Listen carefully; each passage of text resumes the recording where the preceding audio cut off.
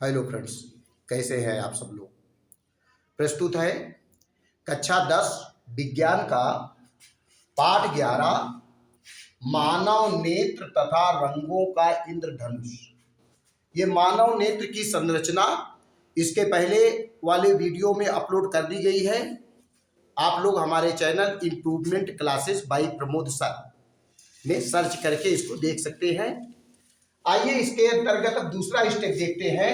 ये दृष्टि दोष, ये आपका दृष्टि दोष, दृष्टि दोष, दृष्टि दोष, ये आपका मानव नेत्र तथा दृष्टि दोष।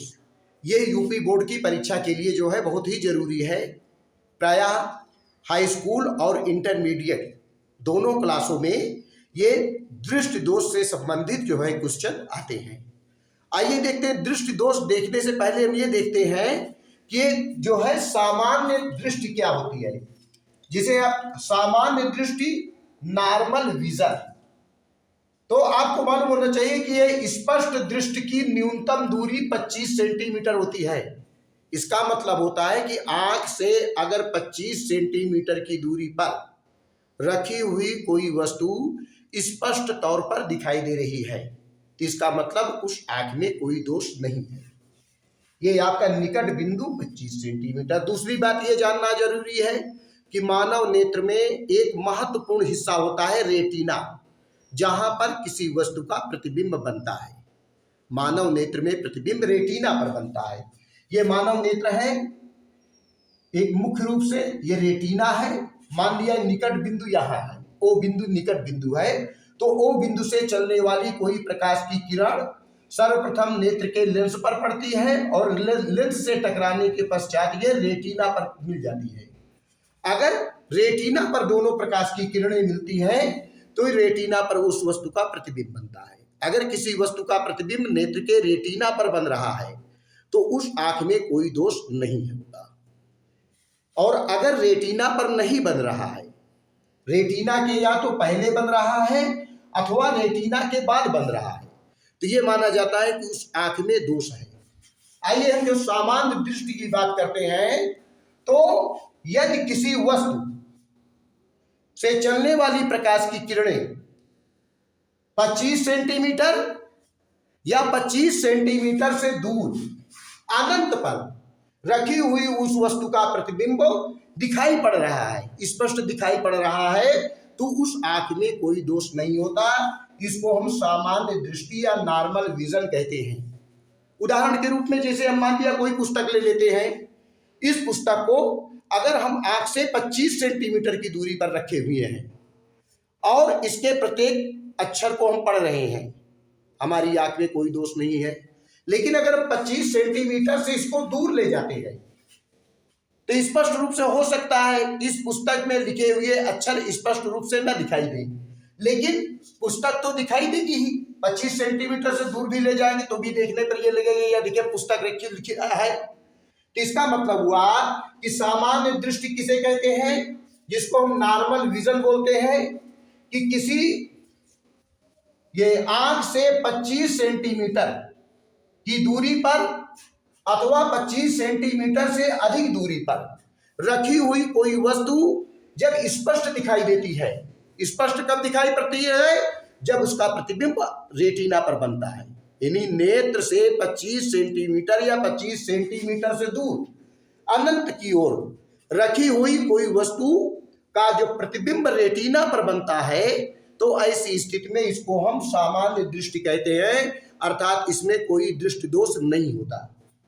परंतु जब 25 सेंटीमीटर से अगर पास में कोई वस्तु रखते हैं तो दिखाई पड़ता है, लेकिन 25 सेंटीमीटर से दूर रखने पर वस्तु नहीं दिखाई देती, तो इसका मतलब हुआ कि उस वस्तु का प्रतिबिंब रेटिना पर नहीं बन रहा है। जब किसी वस्तु का प्रतिबिंब रेटिना पर नहीं बनता, रेटिना के पहले बनता है अथवा रेटिना के बाद बनता है, तो वह वस्तु स्पष्ट नहीं दिखाई देती, तो इसी को क्या कहते हैं? दृष्टि दोष कहते हैं।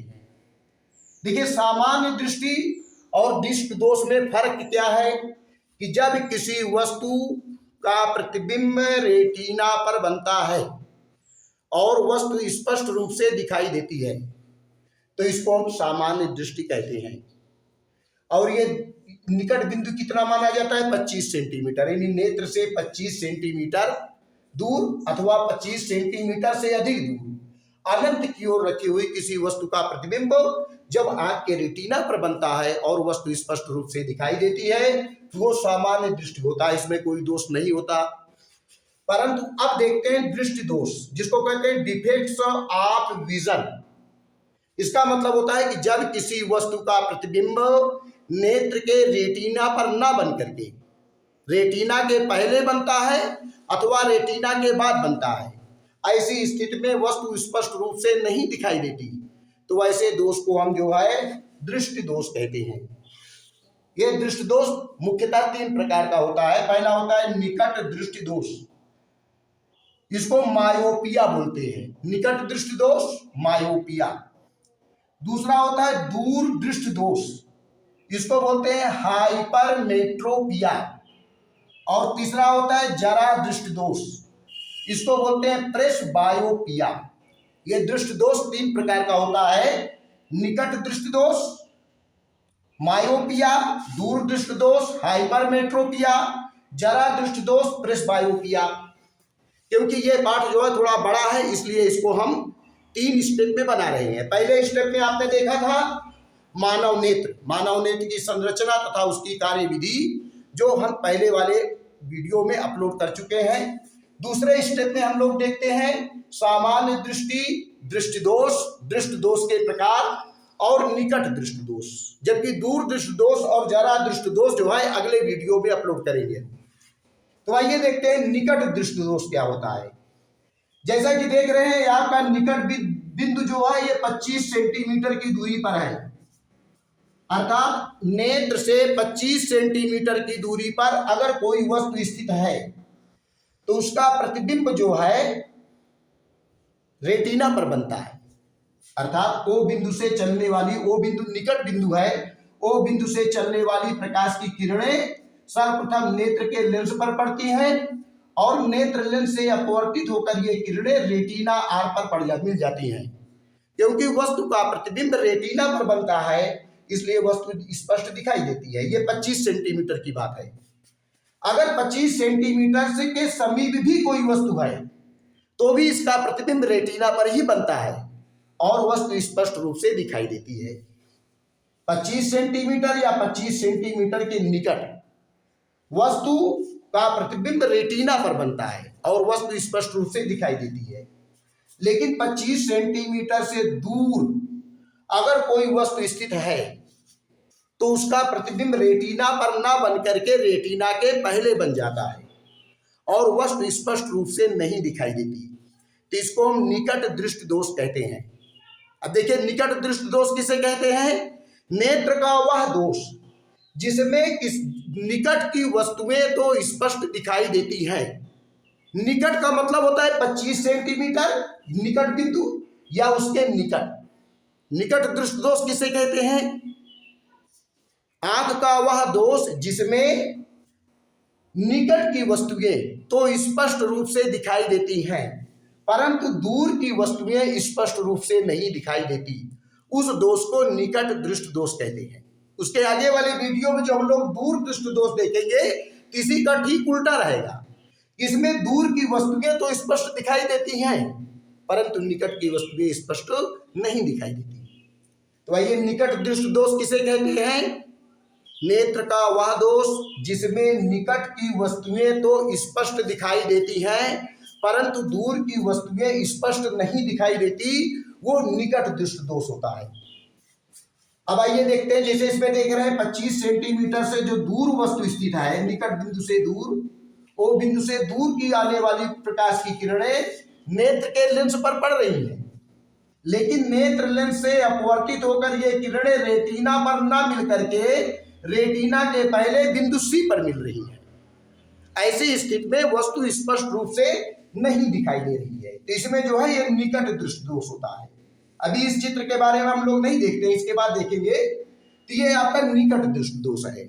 इन निकट से दूर इस दोष से पीड़ित व्यक्ति को या नेत्र का वह दोष जिसमें निकट की वस्तुएं तो स्पष्ट दिखाई देती हैं परंतु दूर की वस्तुएं स्पष्ट नहीं दिखाई देती, उसे हम निकट दृष्टि दोष कहते हैं। आइए देखते हैं इसके कारण क्या है। निकट दृष्टि दोष क्या है आपने देखा, इसके बाद निकट दृष्टि दोष के कारण क्या है।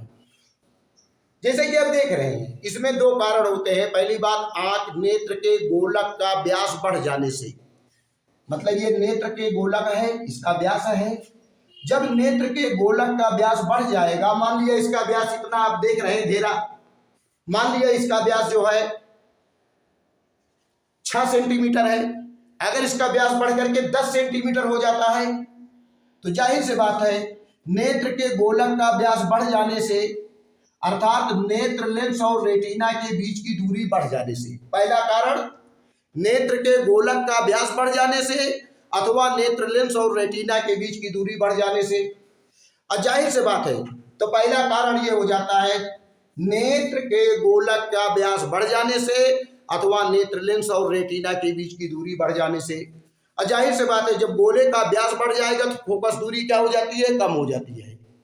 गोलक का व्यास बढ़ जाने से फोकस दूरी कम हो जाती है। तो दूसरा, फोकस दूरी कम हो जाने से, फोकस दूरी कम हो जाने से।